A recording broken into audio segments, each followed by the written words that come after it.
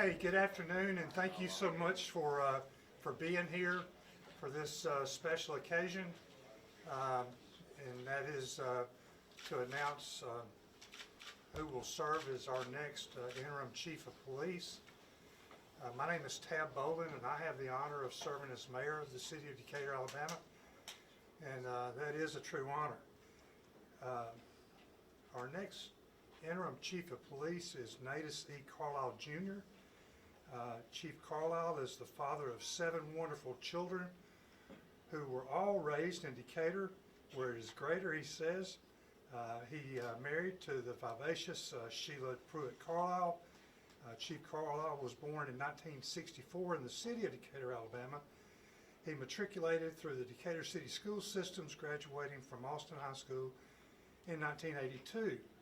He went on to join the United States Air Force in August of '82, serving honorably as a security police officer until 1990.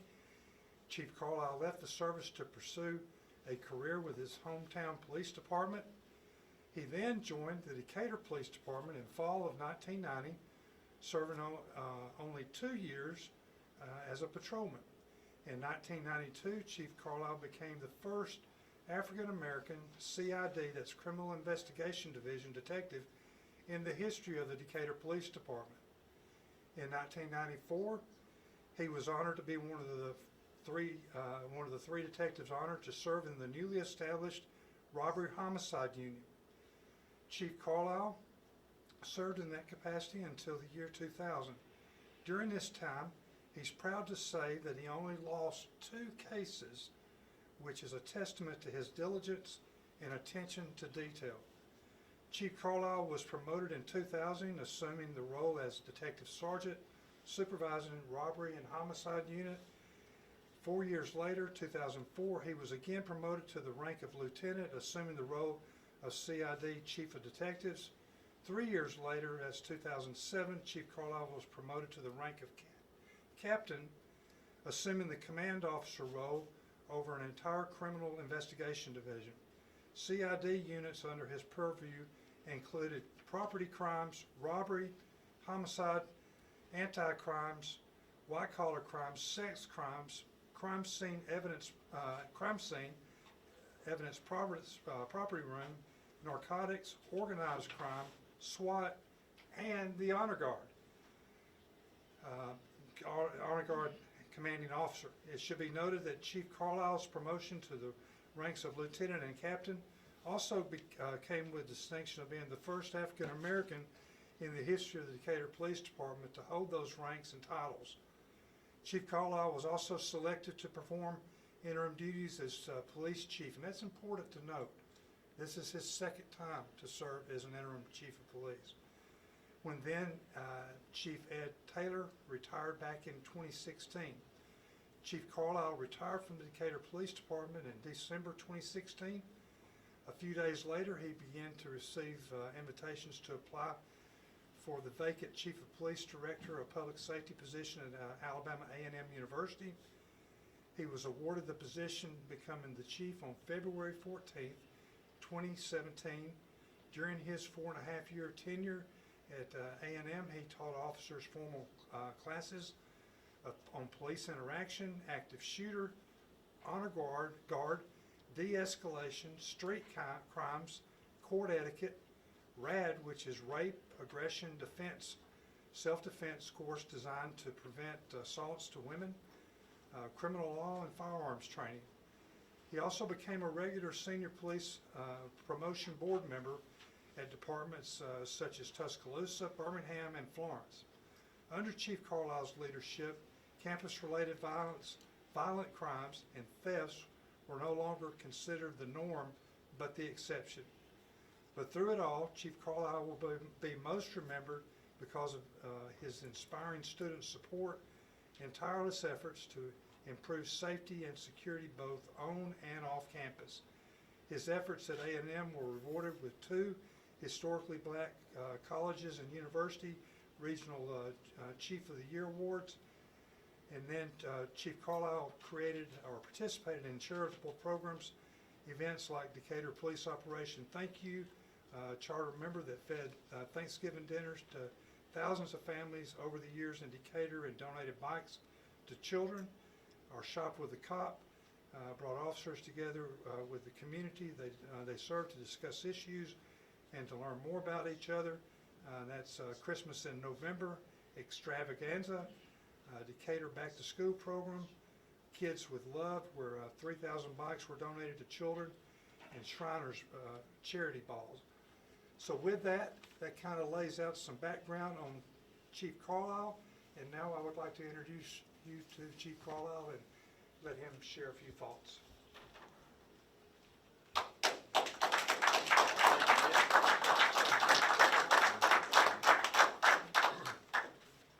Thank you all for the kind sentiments. Good afternoon or good evening. Really want to thank you all for being here today. It is indeed an honor to stand before you as the newly appointed Chief of Police for the great city of Decatur, Alabama. I am deeply grateful for the trust placed in me by our city leadership and most importantly by the community. I am privileged to serve. Law enforcement is more than just enforcing the law. It is about building trust, fostering relationships, and ensuring the safety and well-being of every individual in our city.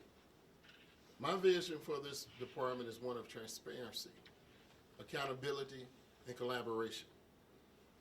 We will work hand in hand with our residents, community leaders, and local organizations to create a safer and more united community. To the dedicated men and women, my people of DPD, I want to express my appreciation for your hard work and sacrifice. I am committed to supporting you with the resources, training, and leadership needed to perform your duties with excellence, integrity, and compassion. And yes, I did say compassion. I said compassion because public safety is a shared responsibility. Our officers are destined to fail without the support of our community. But the support has to be warranted and the trust earned. Yes, I said earned.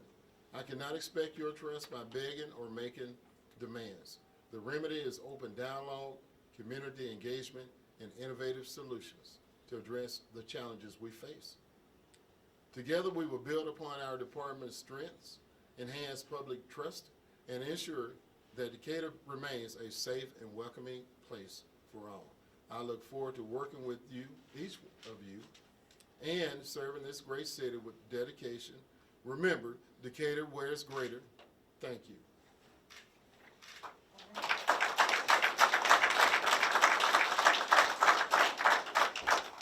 We'll take a few questions.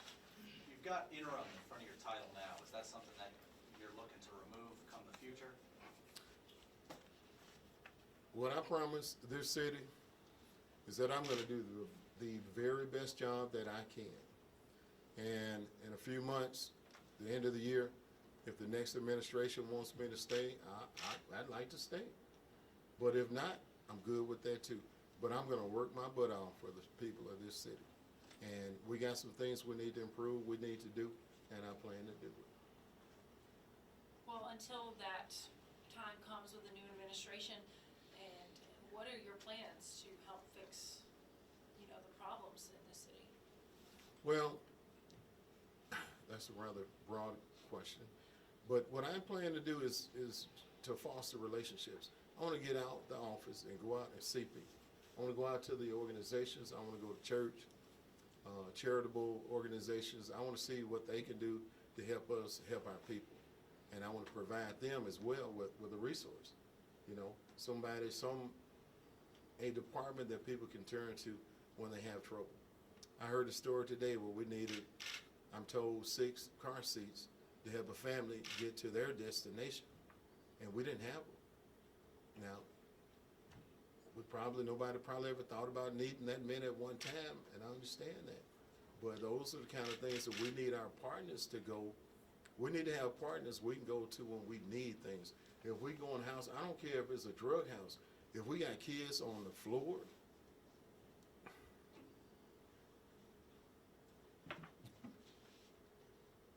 if we have kids on the floor empty pantries, hungry folks, we need to be able to call up someone running a food pantry and say, hey, we need this. Can y'all help us out? If they can't for whatever reason, we need to have alternatives, other places, people that we can go to get money, to get food and help our people. That's the kind of person I am.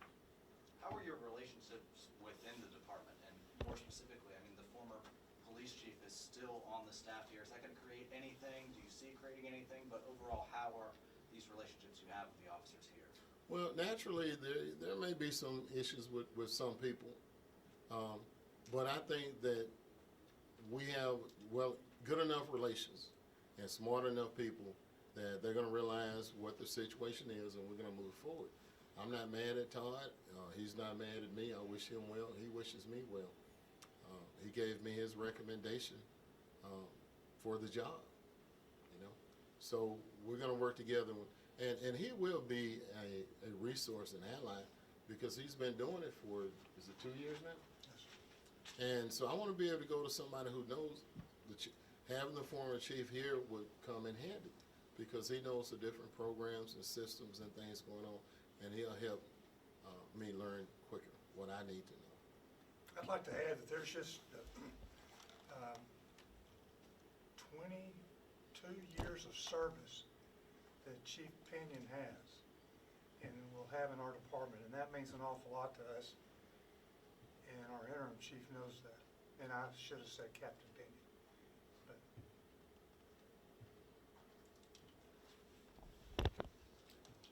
Mayor, how did you go about picking making the selection? I flipped a coin. I listened. I reached out and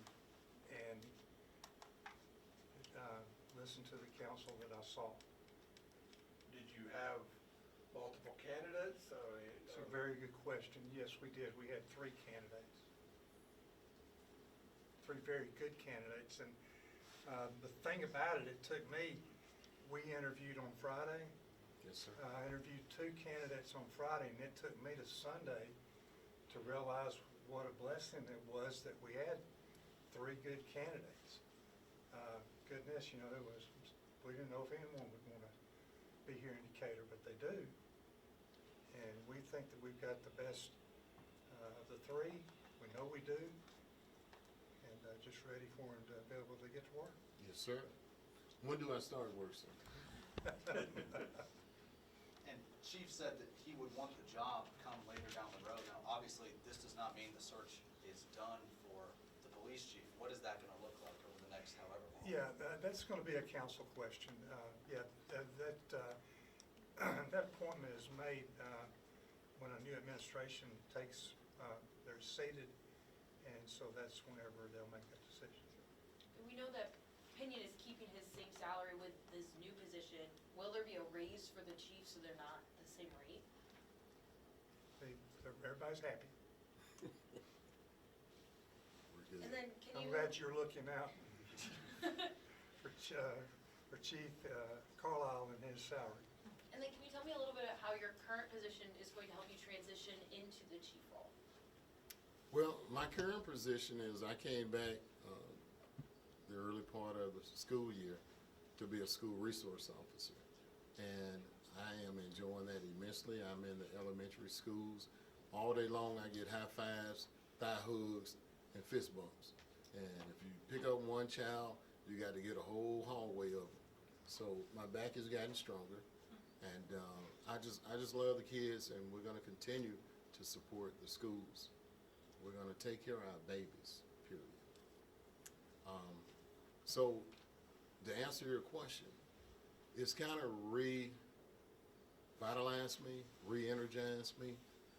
It's rough when people come down on police the way some have, and it's not all warranted.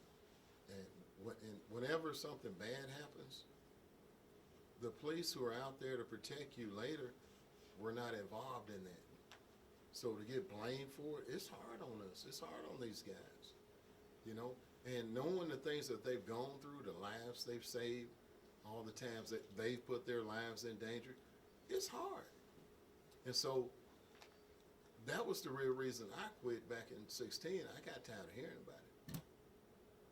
And if it hadn't been for telephone cameras, I wouldn't have believed it. You couldn't have got me to believe that officers in this country did some of the things that we all have seen. Nowhere in the world. I wouldn't have believed it. And so that's why I quit, and I feel much better now, and I'm excited to make things better and help as many as I can. Well, with that being said, you are coming into this position in a very divisive time for the city, with, especially after the shooting death of Steve Perkins, that has caused a lot of division here and a lot of comments, negative comments towards police. So I think we're all happy to hear that you feel better about that, but this is a very divisive time, and how do you plan to help the community grow together? I'm going to take it to the streets. I'm going to go see people. I'm going to go see the organizations, the protesters, the churches, everyone. I'm going to go and talk to them and have real talk. You know, I want to hear what's on their minds. I'm not going to agree with everything they say. They're not going to agree with everything I say, but we're going to have dialogue. And we're going to try to push forward and form those relationships. And I ask them to trust me. Give me time. Roland said this was your second time serving as interim chief. Is there any way you're looking at this position differently going into it for a second time rather than a few years ago? Am I looking at it differently? Looking at the position any differently? Well, I mean, we all know we have some challenges, and there's some issues, but I'm confident. I'm confident in these guys, and I'm confident in myself. So we're going to get it fixed. How do you hope to address complaints that people bring, complaints against police officers that maybe people bring to your attention or want to file? How do you plan to quickly address those issues? The question is, how do I plan to address complaints thoroughly and completely, and honestly, fairly? That's the only way you can do. You got to be fair. You got to have all those attributes for the complainant as well as for the person being complained on. But I'll tell you guys something. In the years of my service, a lot of times you find that people don't remember things because there was so much going on at the time. You have a bank robber or something, you ask 3 people who saw the getaway vehicle, you're liable to come up with 3 different colors on the car. So when you look at video, when people file complaints sometimes, and you look at the video, they kind of get sheepish and they go, oh, I'm sorry, I didn't know that I did that or said that, or he didn't do this or do what I accused him of doing. And it's okay, as long as you're not coming up here intentionally trying to get an officer in trouble, because I know it happens. It's just a natural thing. Thank y'all for being here. Okay. Thank y'all.